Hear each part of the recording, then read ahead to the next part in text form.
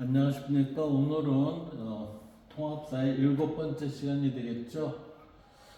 7번째 시간은 탐구활동, 행복한 삶의 조건 탐색하기 여기를 들어가게 되는데, 지금 이 내용은 우리가 정주 환경에 대한 내용, 즉 자연 환경과 인문, 사회적 환경이 겸해졌을 때 우리는 가장 행복한 삶을 살 수 있는 환경이 됩니다 라는 내용을 중점적으로 학습을 하고 탐구 활동에 들어가는 거예요. 그러면 정주라는 게 뭐였냐면은 우리가 거주해서 사는 곳이니까 일정한 곳에 자리를 잡아 살아가는 것, 이걸 우리는 정주라고 그랬고, 정주에 따른 환경 그랬어요. 이것은 환경이라고 하니까 주변의 모든 나의 삶의 공간과 주변의 모든 것이 되겠죠. 따라서 인간이 살아가는 터전을 둘러싼 환경으로 주거 환경에서부터 문화, 여가, 자연환경까지 일상생활 전 영역을 말합니다. 그러다 보니까 우리는 이걸 두 단어로 말하면 자연환경과 사회적 환경을 모두 총괄하는 것을 우리는 정주환경 이렇게 얘기를 한다는 거예요. 자, 이제 여기에서 보면 행복한 삶의 조건, 여기에서 우리는 한번 내용을 봅시다. 행복에 영향을 주는 정주환경의 조건을 탐색, 그 다음에 경제적 안정과 행복 관계에 관하여 생각해 봅시다. 우리는 일단 경제적으로 안정이 되면은 이 평정심이 유지가 된다고 그랬어요. 이를 우리는 앞서서 뭐라고 배웠냐면은 맹자의 항상과 항심 이렇게 배웠습니다. 자, 여기에서 보면 우리가 내용상으로 들어가 보면 이렇게 돼 있어요. 행복에 영향을 미치는 정주 환경의 조건을 탐색, 경제적 안정과 행복의 관계에 관하여 생각해 봅시다 그랬어요. 이 생각해 봅시다라는 부분은 우리가 탐구죠. 탐구예요. 자, 우리는 어떤 동네에서 살고 싶습니까? 라고 보니까 여기에는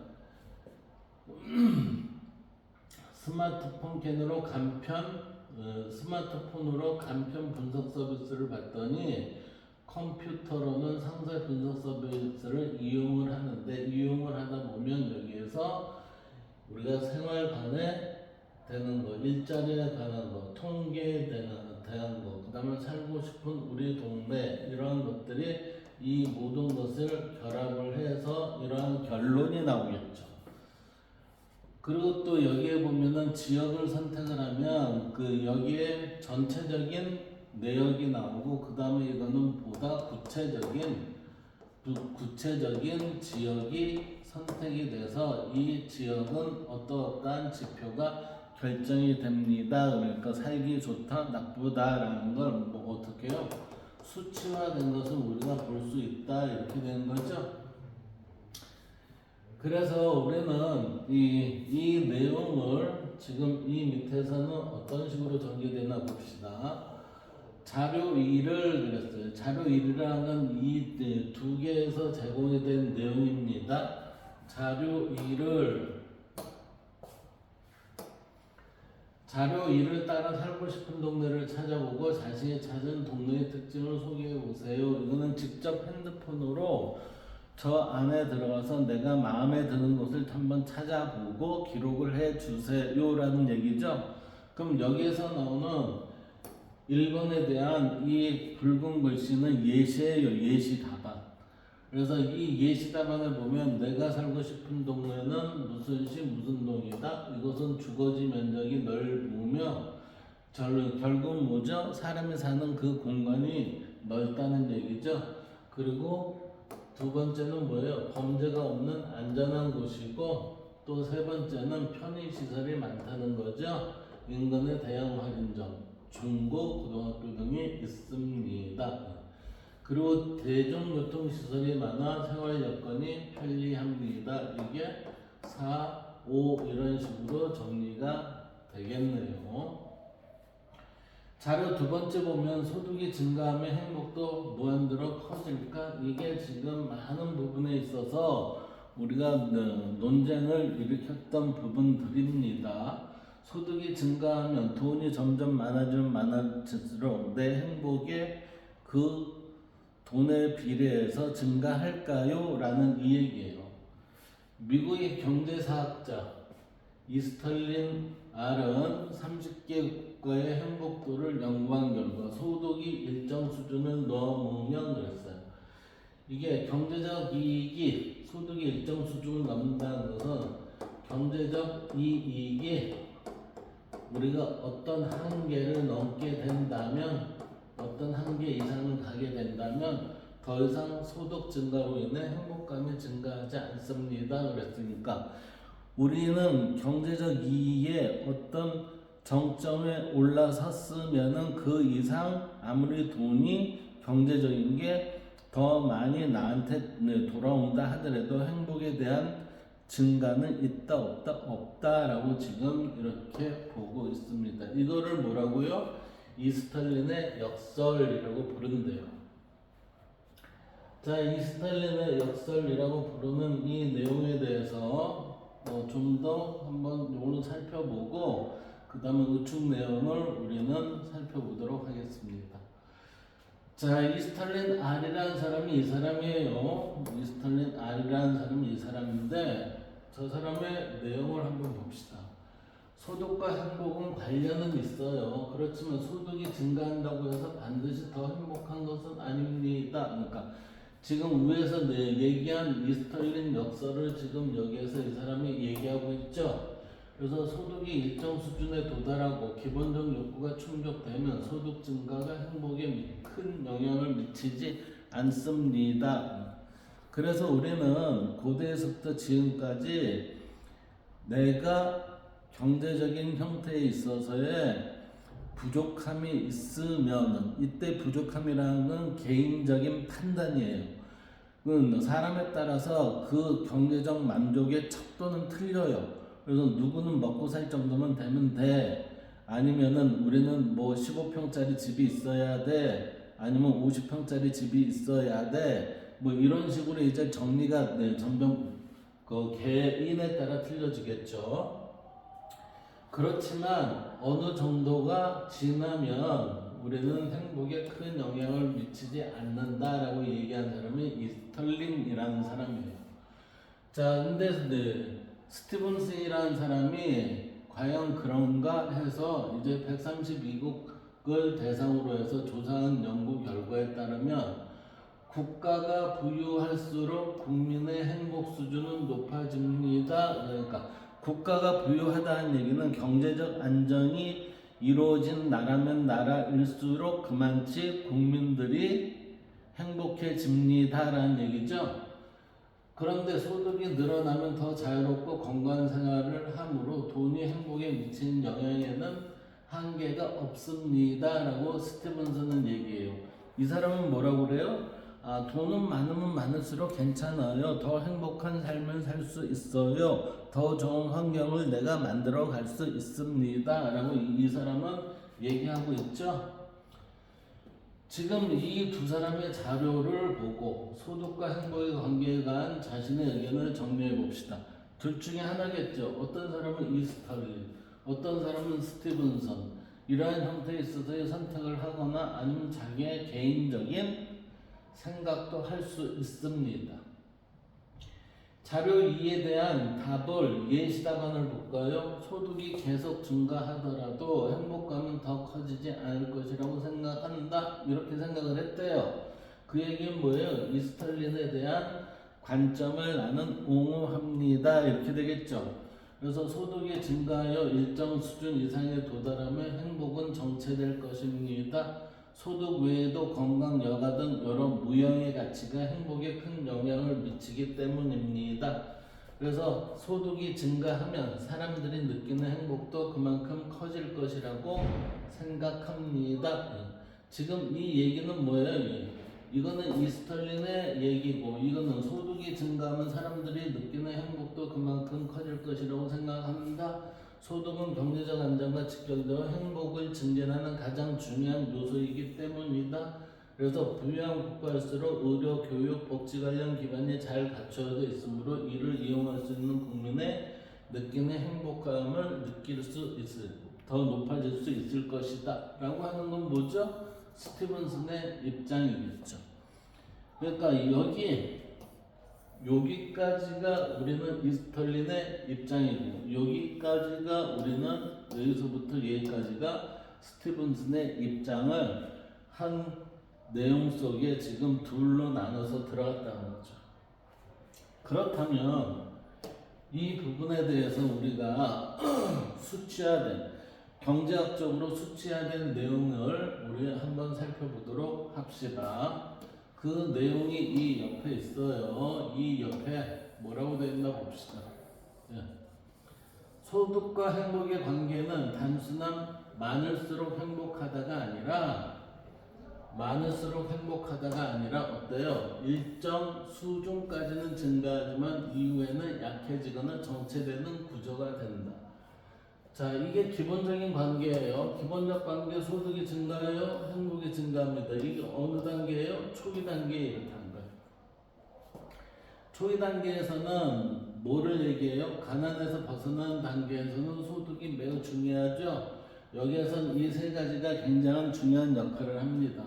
하나는 의식주가 생존 문제 해결이에요. 그러니까 기초생활, 이게 되는 거죠. 우리나라에서 기초생활 수급자에 대한 지원을 해주죠. 그게 이것 때문에 그래요. 이거 첫 번째. 두 번째, 건강 안전 교육 확보입니다. 이거는 뭐 때문에 그래요? 우리는 자아 실현을 하고, 그 다음에 건강과 안전, 이런 건 뭐예요? 오랫동안 이곳에서 살 수 있도록 장수하세요라는 거죠. 따라서 지금 이 두 번째 거는 결국은 뭐예요?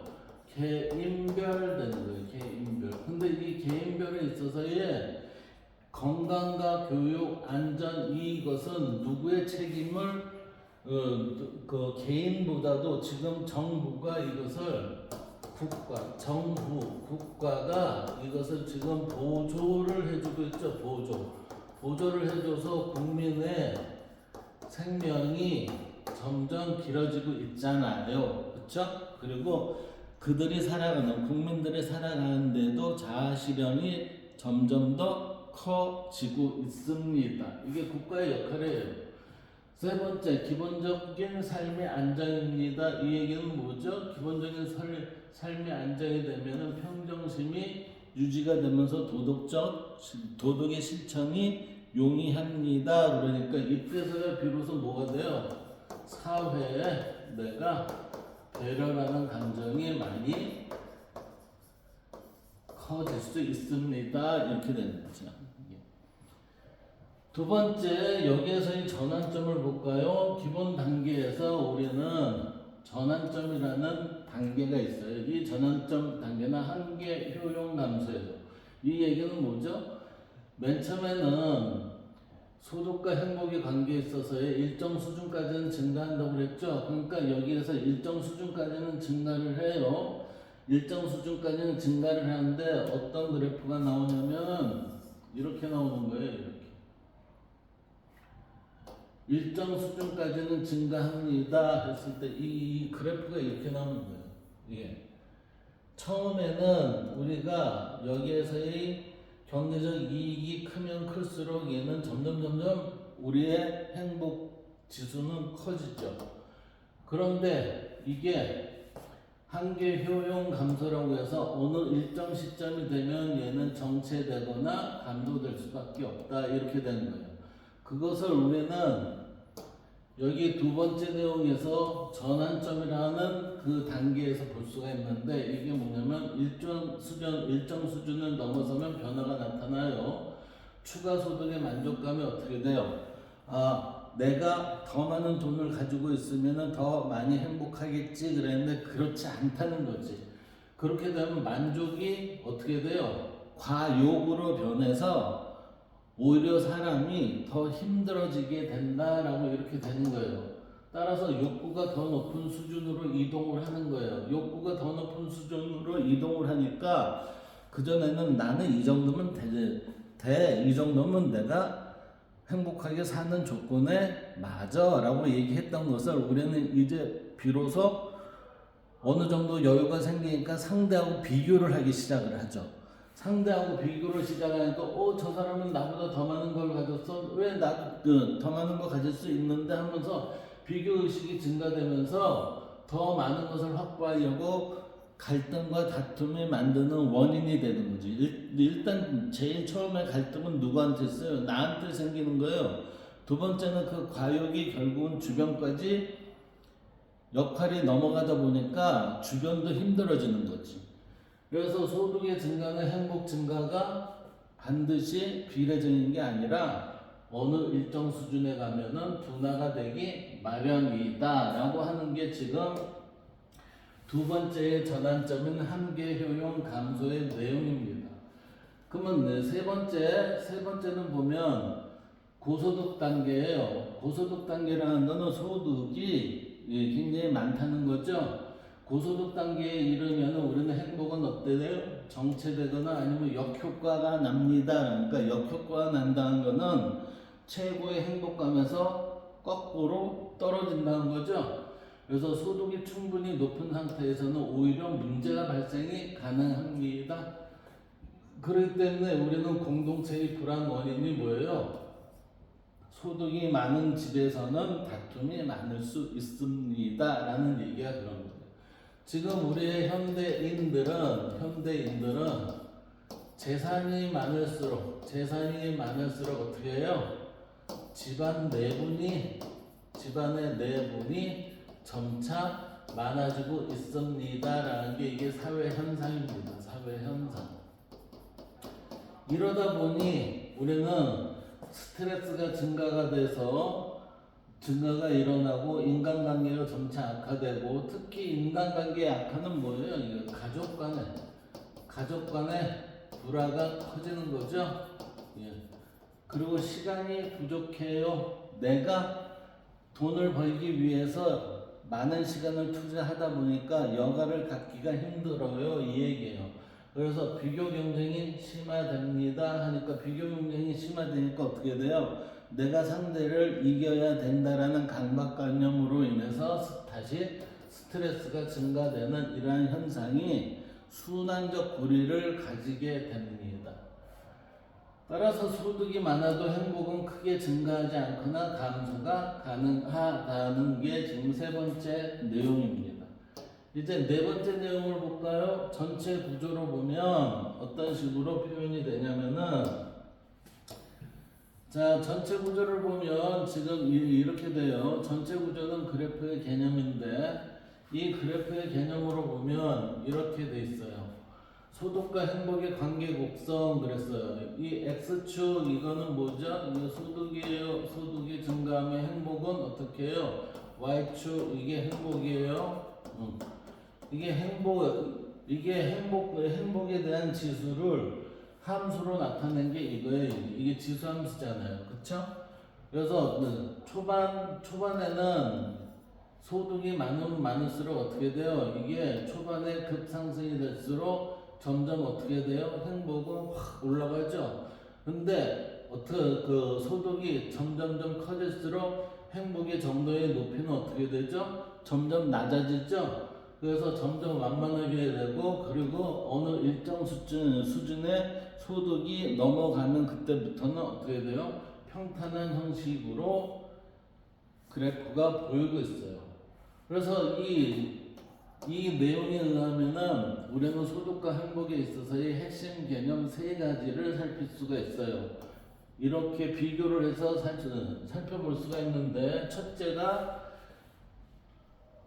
우리는 첫째가 절대소득과 상대소득 무엇이 더 나은가 이렇게 살펴보면, 절대소득은 실제 돈의 양이고 상대소득은 다른 사람과의 비교예요. 우리는 실제 소득의 양에서 내가 만족을 할 줄 알면 그게 행복의 뿌리가 되기 때문에 나는 행복한 삶을 살 수 있습니다 라고 되는데, 상대소득을 비교하기 시작을 하면 어떻게 돼요? 다른 사람과의 비교는 행복이 나는 그전에는 행복했다라고 생각했는데 상대적으로 갑자기 내가 불행한 사람인 것처럼 느끼는 경향도 있겠죠. 따라서 행복이라는 것은 상대 소득에 더 크게 영향을 받습니다. 이 행복이라는 게 상대 소득에 더 크게 영향을 받는다는 것은 지금 다른 사람과 비교를 했을 때 내가 비교 우위에 있으면 더 큰 행복이라고 느낀다는 거지. 근데 그게 오히려 어떻게 돼요? 잘못될 가능성이 있다는 거예요. 그러한 잘못된 가능성은 뭐로 커져요? 욕망의 확장으로 늘어날 수 있다는 거죠. 그러다 보니까 소득의 증가는 욕망의 증가가 되고 만족은 유지되지 않아서 욕망이 지속적으로 우상향이 되겠죠. 그러니까 이때는 뭐예요? 벌어도 더 원합니다 하면서 계속해서 이제 돈을 벌이기를 원하는 거죠. 그리고 세 번째는 이제 적응이에요. 이 적응이라는 거는 우리가 내 소득에 어느 정도 만족을 하면은 적응을 하면서 자기 자신에 대한 성찰을 바탕으로 나는 행복감을 느낍니다. 그러니 이 정도에서 나는 그치고 나의 삶이 자아실현 쪽으로 옮겨가면 좋을 것 같아요 라는 쪽으로 돌아간다는 거죠. 이러다 보니까 좋은 환경에 빠르게 익숙해져요. 그래서 행복이 원래 수준으로 돌아갑니다. 그래서 이러한 성찰을 통해서 내가 이 익숙해짐으로 인해서 잘못된 습관에 빠지면 안 되잖아요. 나태해지거나 그러면 안 되잖아요. 따라서 우리는 적응 속에는 뭐가 반드시 있어야 돼요? 반성과 성찰이라는 게 반드시 있어야 우리는 여기에서 큰 실수가 없는 삶을 살 수 있습니다. 이렇게 됩니다. 이 얘기는 뭐예요? 만족한 삶을 살 수 있습니다. 이 얘기예요. 자, 우리는 일지라는 부분에서 이것을 잠깐 살펴보면 이렇게 내용을 정리할 수 있어요. 일지의 관점에서 보면 소득의 증가는 욕망의 증가가 되고 욕망의 증가는 마음을 분산을 시켜요. 마음을 분산을 시키다 보니까 우리는 욕망 증가로 인해서 일지의 멈춘 상태를 볼 수가 없다는 거죠. 이 얘기는 뭐예요? 성찰이 안 된다는 거예요. 성찰이 안 됩니다. 성찰이 안 되니까 행복이 감소가 되죠. 반대로 소득이 감소가 됐어요. 소득이 감소가 되면 욕망을 통제하죠. 욕망을 통제를 했을 때 자기 만족을 어떤 적정한 수준에서 내가 거기에서 매짐을 하려고 노력을 합니다. 그러다 보니까 소득 의존이 감소가 되죠. 소득에 의존하는 게, 돈에 의존하는 게 감소가 된다는 거예요. 그러다 보니 안정된 행복은 가장 큰 게 물질적인 것은 보조 역할이고 심리적인 형태라고 고대에서부터 현대까지 지금 지속적으로 얘기해 오고 있어요. 그러니 안정된 행복이 유지될 수 있습니다. 이렇게 된 거예요. 따라서 소득은 행복의 조건이지만 행복의 본질은 아니다. 소득은 일정 수준까지 행복을 증가시키지만 그 이후의 행복은 마음의 상태와 관계에서 결정이 된다. 이렇게 행복이 우리는 정의가 될 수 있습니다. 따라서 맨 마지막 결론은 뭐라고 했어요? 내 행복은 누가 결정해요? 내가 결정한다. 이렇게 바라볼 수 있겠습니다. 그 다음 여기 봅시다. 여기 보면 무엇을 인간이 정착하여 살아가는 터전을 둘러싼 환경이 이게 정주 환경이 되죠. 그래서 주거 환경에서부터 문화, 여가, 자연 환경까지 일상생활을 전 영역을 광범하게 포함하는 것을 우리는 정주 환경으로 합니다. 질 높은 정주 환경을 조성하기 위해서는 쾌적하고 위생적인 자연 환경을 갖춰야 되죠. 지금 여기에 들어가는 이 자연 환경은 약간 모호성이 있어요. 위생적인 자연 환경을 갖춰야 합니다. 이 부분 이게. 그 다음 생계를 유지하며 기본적인 삶의 조건을 충족하고 적절한 삶의 질까지 유지하려면 일정 수준 이상의 뭐가 있어야 돼요? 소득이 있어야 합니다. 이것을 맹자는 항산이라고 얘기했어요. 자, 소득과 행복의 관계 곡선 아까 우리가 먼저 좀 살펴봤는데 이것은 이 공식에 대한 값을 이게 함수적으로 이게 풀어 내려가면 이렇게 보입니다라고 하는 거예요 이게. 그래서 이게 소득과 행복의 관계 곡선 해서 이거는 이게 식입니다. 식인데 각 문자의 기호 y가 여기는 x가 여기는 a가 여기는 b가 그리고 2는 이게 자연상수죠. 2.718. 그래서 연속적인 성장감소를 설명하는 수학적 기준을 적용을 해서 수학적으로 어떻게 해요? 소득과 행복의 관계를 이렇게 숫자적으로 얘기를 했습니다. 이것을 해석을 하는 게 이 내용인데 이것을 그래프상으로 보면은 지속적으로 증가하다가 어떻게 돼요? 지속적으로 증가하다가 우리는 정체 현상이 나타납니다. 그래서 이것을 우리는 한계 효용 곡선 이렇게 얘기하는 거예요. 여기에 대한 해석을 보면 보세요. 이게 초기에는 저소득이니까 이게 X 부분이 적겠죠. 그렇지만 여기에는 Y축 이게 행복이 급격히 증가가 되는 그런 현상이 돼요. 중간은 증가 속도가 점차 둔화되겠죠. 그래서 돈의 효과가 줄어듭니다. 이제 고소득이 되면 거의 이 꼭대기에 다다르죠. 한계에 다다릅니다. 그래서 돈이 있어도 행복 거의 변화가 없어요. 이것을 우리는 한계 효용 감소라고 해요. 그래서 추가 소득의 행복 기여가 점점 줄어들죠. 그래서 일치 철학에 대한 부분으로 아까 얘기를 좀 했었습니다.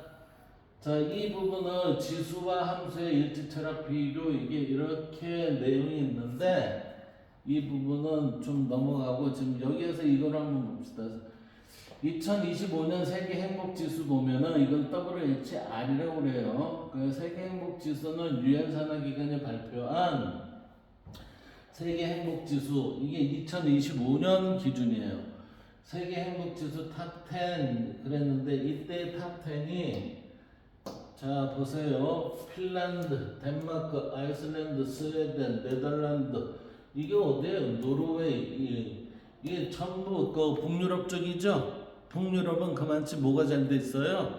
우리의 사회의 복지가 잘 됐다는 거예요. 이게 그 남미에서는 코스타리카, 이스라엘, 그다음에 룩셈부르크, 유럽에서 룩셈부르크, 멕시코가 10번째예요.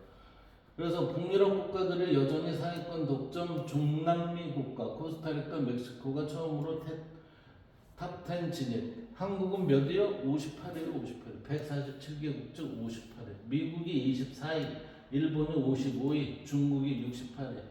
24년도에 54위였는데 우리 25년도에는 뭐예요? 58위다. 그래서 평가 기준 행복을 결정하는 요소는 평가 내용이 뭐였어요? 1인당 GDP, 사회적 지원, 기대 수명, 삶의 선택 자유, 관대함, 부패인식 이거죠. 우리는 부패인식이 이게 너무 커요. 그래서 핵심의 특징은 지금 여기에 세계 행복 지수에 대한 이 결과에 따른 핵심의 특징은 뭐예요? 부유함이 행복과 꼭 일치하지는 않는다. 그리고 경제 수준이 높아도 행복은 낮을 수 있다.